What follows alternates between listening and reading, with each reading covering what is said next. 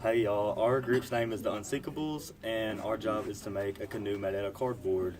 The canoe has to be made out of corrugated cardboard and has to have a maximum length of 10 foot with a maximum width of 48 inches and a maximum height of 36 inches.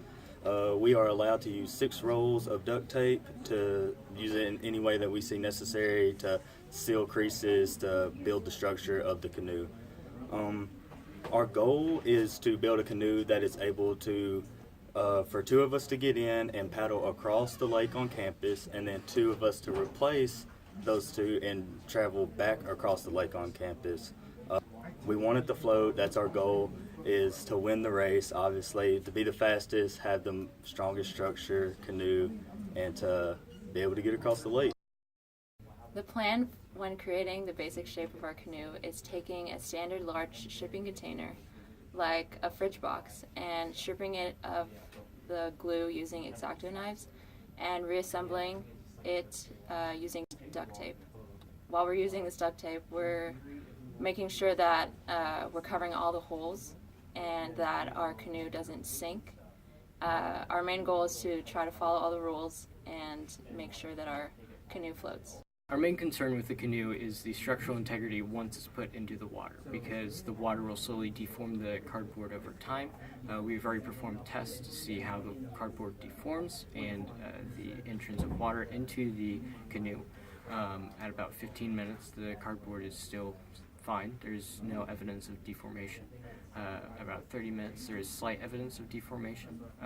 45 minutes, there's the introductions of leaks, and the deformation was noticeable enough that any mass that is not properly distributed along the surface could puncture through.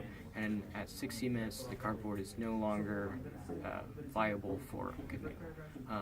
So we'll be using a lattice design to distribute the weight evenly over the canoe to prevent deformation, along with thicker paneling so that we have an insurance behind the outermost layer so that it will prevent deformation over time. So the plan is to build a canoe with the largest surface area on the bottom face of the canoe, which helps it to float more effectively. And in our design, we'll also use thicker paneling, which will prevent the cardboard from deforming too much over time. To decrease the overall density, we're gonna have a sealed cardboard chamber that houses our lattice structure. So basically what this cardboard chamber does is this cardboard chamber will have a similar effect of a child trying to sink a beach ball. The ball will push up with more force than the child can push down. Since the canoe will not be making any turns for this race, the shape of the nose will only determine the speed of the canoe.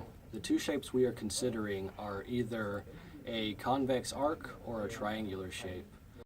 Having a curve-shaped nose will decrease the drag, which means that the speed of the canoe will increase. However, if the saturation rate of the curved nose is too high, then a triangular shape for the nose will be the best option.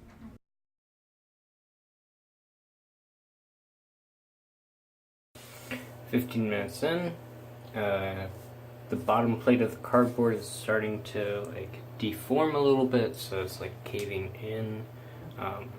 There's a little bit of water present right there. That water is because of the faucet. 30 minutes in, the cardboard is actually deforming now. Water got in through the bottom right. Can't really see the deformation, but it's slanting down underneath the green water bottle. About an hour in, it started to actually kind of fill. It's not really even floating anymore. Kind of drags a bit, right there, but it still floats over here. So, that's alright. That's pretty easy to avoid. I'm just gonna let it go for another 15-30 minutes or so. See what it does. Alright, about an hour in, I'm done. It's fully on the bottom. There's nothing else. So about 30 minutes, it's still usable. 45, you're kind of risking it. An hour, it's pretty much done.